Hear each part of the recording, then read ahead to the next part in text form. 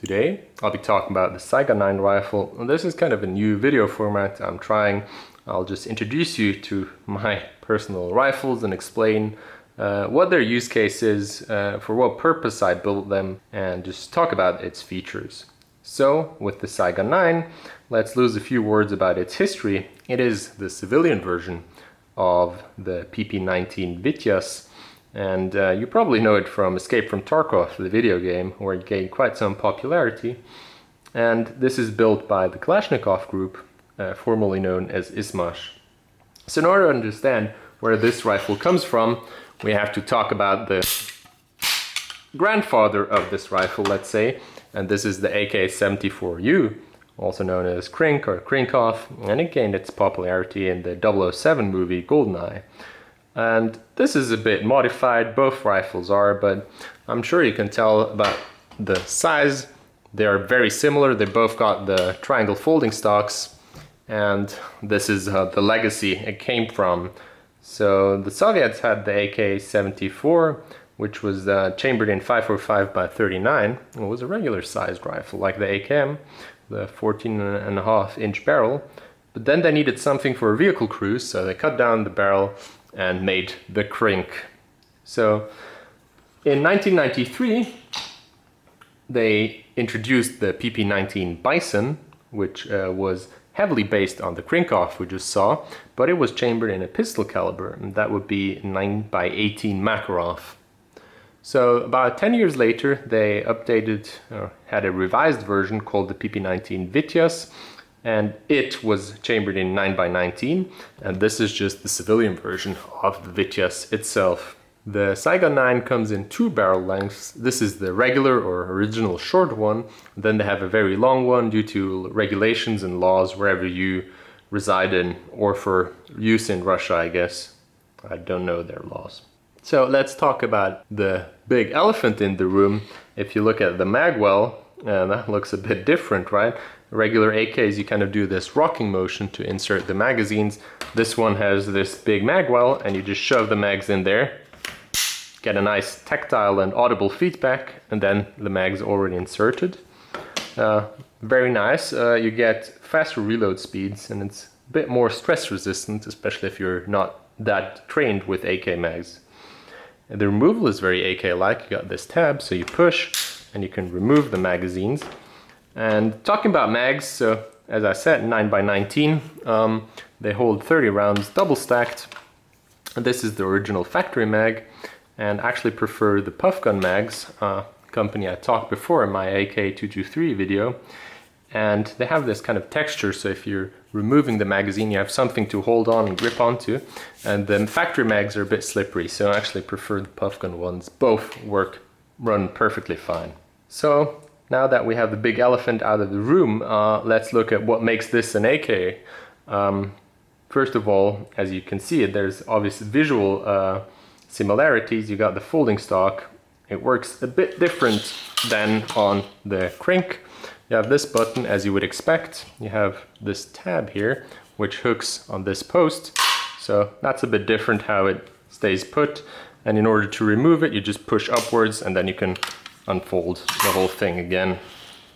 You got very AK-like sights, just like any other AK. You got a 50 meters, 100 meters, 150 and 200, slightly different ranges, but same principle, same front side post. In comparison with the Krink, you also have this front side post, but since you have a very small barrel, they kind of moved the rear sight leaf back on the dust cover, which is stabilized and hooked just like that one, so they rotate upwards, but the rear sight was on the dust cover itself. So one also big internal difference is this is 9mm direct blowback, which means it doesn't have a gas system, which also means it doesn't get dirty as fast as a weapon with a gas system. And you might now ask, why does it have the upper gas tube, and why does it look like it has a gas system? So if you look closely enough, you can see there's no gas passing through there. It's, on the other hand, not just a mock-up, it serves its purpose. And I think they did a very well job on kind of reusing those parts and doing a bit of a different system. So you got the recoil spring that looks very AK-like, with the exception of this part down here, which just stabilizes it a bit more since you have this hinged mechanism, so the dust cover isn't as wobbly as it is on, let's say, regular AKs. If you look at the bolt carrier, you still have something that kind of resembles a gas piston, which rides in the upper gas tube, or not gas tube in this case. But what it does is it just adds more weight to the bolt, which is needed for direct blowback. It's actually a rather elegant solution how they did that. Also, you have no rotating or tilting bolt. It's all just one thing since it makes contact with the chamber, and that's all there is to it. So really even less moving parts than regular AKs, which means it's extremely reliable.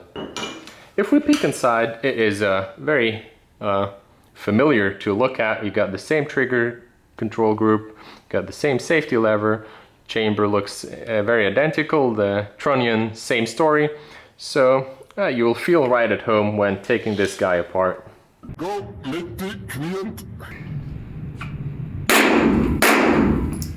Längste Deckung.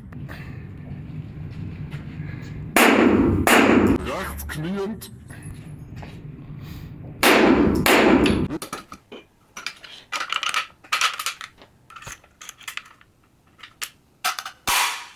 So now let's look at the features that the Vityas and the Saiga 9 introduced. It's the Picatinny rail on the top dust cover, and it actually holds zero very well because it hooks here and it kind of goes further down around the edges, so it stabilizes in this point. The recoil spring, as you saw, adds some rigidity, and it is rotating upwards, and it's mounted here to the trunnion. So this holds zero very well. It's a very nice addition to the AK platform because you can add optics very fast without the need of a side rail. And you also get a small Picatinny rail up here, or you can add a laser or a flashlight if that's your thing. So that's all there is to talk about the features. It's a very compact and nice little rifle, and now I'd like to show what I did to this particular rifle and why.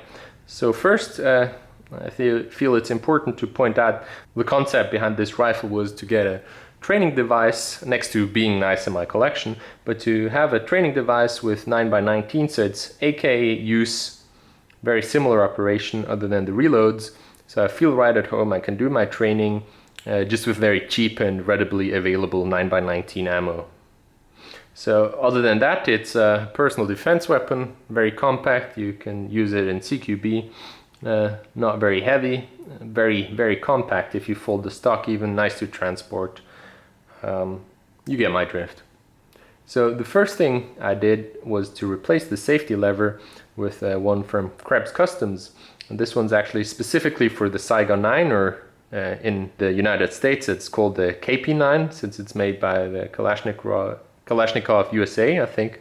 So what it adds is the extended safety tab, which means you can engage and disengage the safety far easier. So otherwise you would have to reach up to kind of operate it. Here you can just use your index finger to disengage the safety, and just adds more speed to your whole process.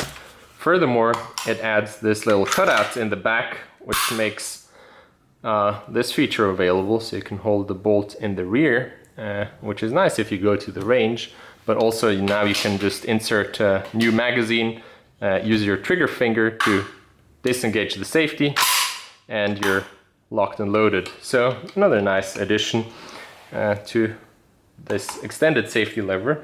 And one thing, the Krink as well as the Saiga 9 have very small charging handles, which is why I have big hands, and why I added this extended charging handle. Just makes it very easy to operate even with gloves, just less error prone of slipping off or not finding it in the heat of the battle. So an essential upgrade, especially with the short charging handles. And then, as you can see, I added this rather cheap optic. I mean, it's perfectly suited for the task. It's a holosun. Got this solar panel, so it's always ready. What you kind of want with a personal defense weapon, just grab it and it will work, hopefully.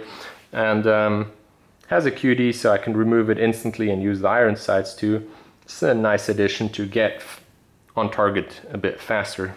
So as I said in my previous videos on rifle slings, on short barrel rifles, I kind of use this 1-point sling bungee loop setup. Works for me very well. Just doesn't get in your way, very versatile, and you can still move and just drop the rifle. Another upgrade I do to all those triangle stocks is I kind of this grip tape, because you have to imagine this is just plain metal. If you're wearing a jacket or some pullover, and especially with synthetic materials, it's not a lot of friction here, so if you shoulder the rifle it's kind of slippery, and this adds a bit more of texture to it, so it's easier to shoulder the rifle and it stays there where you kind of want it. So the muzzle device I didn't change, and that's a bit of a downside of this particular rifle. Not that the muzzle device itself is bad, but the barrel thread is 26 by 1.5, and your AK-74s or 100 series have 24 by 1.5, so you can't use those muzzle devices. And the AKMs use 14 by 1, so you'll have to get separate new muzzle devices, and at least where I live, those threads aren't very common, so I couldn't find any muzzle devices without any insane shipping costs, at least. So the last upgrade I did is to the pistol grip, and you can see this is the stock pistol grip. It's a bit more angled than your old school grips, and I actually like it, but since I have big sweaty palms, I use this grip tape on most of my rifles to just have the sweat transfer a bit better after a whole day of shooting, and it's just very nice and squishy, so you get a good grip on it. You can clamp that thing and it's all very ergonomic. So one last thing, I did not add a front grip because honestly it's so short, not very heavy, and the recoil is very controllable, as you can imagine. So there's actually no real need, at least for me, to add a front grip. In comparison with the crank, I have this little hand stop here. But what I do here is basically I C-clamp the rifle anyways, the optic sits higher, so that's a perfect grip for this rifle for me, so there's no need to add a new lower handguard. I might add a flashlight because in my opinion that's the second most important upgrade to any rifle next to the sling, to get a flashlight of some kind, but I will need an adapter that fits here because it only has two rails, or two sections of the rail, and you'll need kind of an offset to mount the flashlight in order to get enough clearance. So that's all there is to this rifle. I hope you like this video series of me mumbling about my rifles. If not, please let me know, and as always, stay safe and have fun.